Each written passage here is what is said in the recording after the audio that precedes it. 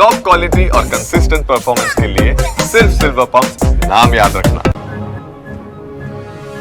ભરૂચમાં ગેરકાયદે વસવાટ કરતા બાંગ્લાદેશીઓ પર તવાઈ પોલીસે 29 બાંગ્લાદેશી ઘૂસણખોરોની કરી અટકાયત। બાંગ્લાદેશી ઘૂસણખોરોને શોધવા પોલીસનું સર્ચ ઓપરેશન યથાવત। ઘૂસણખોરોને શોધી કાઢવા 50 ટીમ બનાવવામાં આવી છે। 1000થી વધુ લોકોની પૂછપરછ કરી દસ્તાવેજોની કરાઈ ચકાસણી। મોરબીમાં ગેરકાયદે વસવાટ કરાતા 10 બાંગ્લાદેશીઓની પોલીસે અટકાયત કરી। પોલીસે ગેરકાયદે વસતા બાંગ્લાદેશીઓની તપાસ હાથ ધરી। શહેરના સોની બજાર સહિતના વિસ્તારમાં પોલીસનું ચેકિંગ। એસઓજીએ 10 જેટલા બાંગ્લાદેશી નાગરિકોની કરી અટકાયત।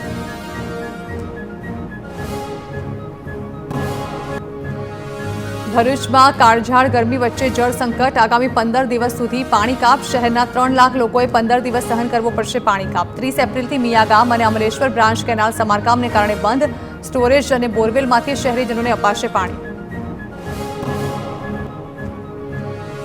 ભાવનગરના ઉમરાળાના રેવા ગામે પાણીજન્ય રોગચાળો વકર્યો। ગામમાં 40થી વધુ લોકો ડેન્ગ્યુ અને તાવમાં ભટકાયા। બાળકોથી લઈને વૃદ્ધો દૂષિત પાણીના કારણે ડેન્ગ્યુનો શિકાર બન્યા। મહી પરિયેજનું પાણી દૂષિત આવતું હોવાથી ડેન્ગ્યુના કેસમાં વધારો થયો હોવાની ફરિયાદ। ડેન્ગ્યુના દર્દીઓને ભાવનગર ઉપરાંત જિલ્લાની કેટલીક હોસ્પિટલમાં અપાઈ સારવાર।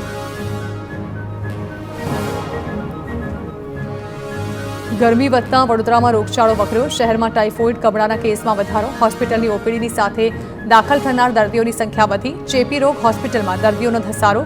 પાણીજન્ય રોગચાળાએ માથું ઊંચક્યું।